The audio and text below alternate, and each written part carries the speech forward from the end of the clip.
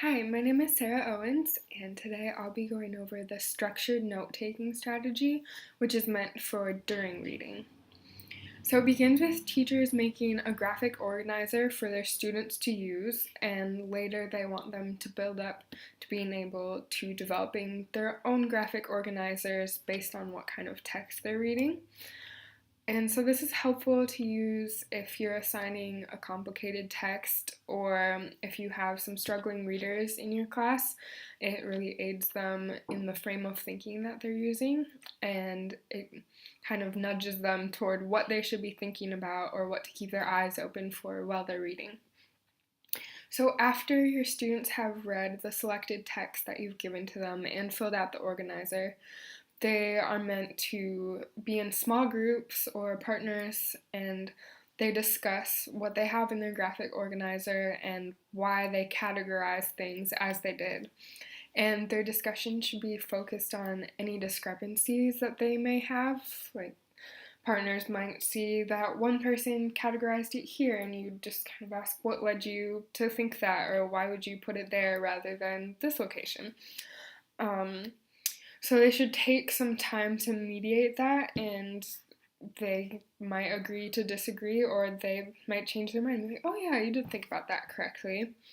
And then you'd bring it back to a full class discussion to go over those discrepancies and just kind of correct any misleading or misperceptions, rather. So there's a few different types of organizers that you can use. So I'm just going to list them off and provide an example very generally of what type of reading you would use with it.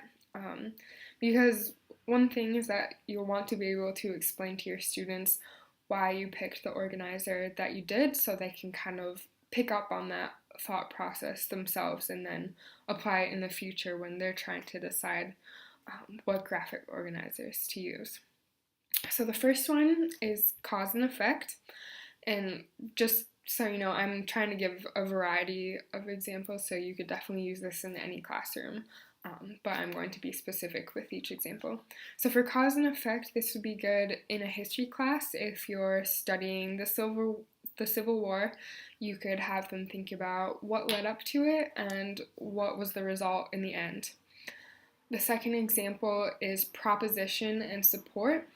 So this would be good in a language arts class while you're studying a famous speech. What is the audience argument and how do they support that with evidence? The third is goal, action, outcome. And I pictured this in a science class.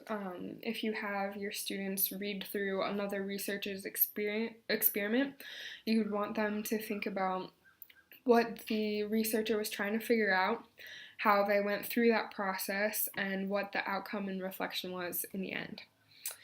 The fourth organizer is a compare and contrast, which you're probably all very familiar with, and this can be used in a music class where you read about the Romantic and Baroque styles of music and you see what differences and similarities they might have.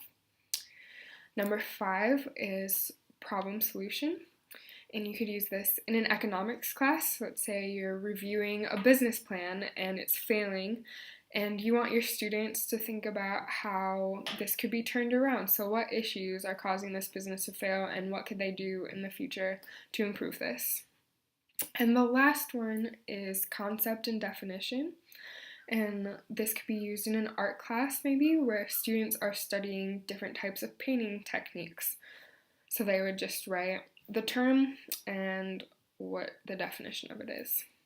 So I think that graphic organizers can be a really good tool, but it's also important to supplement it with more contextual and creative thinking so your students aren't just learning how to categorize information, because that's good, but it's not a very high level of thinking, so you want them to be engaging with it a little more deeply after you've taken that first step of organizing whatever text you're reading.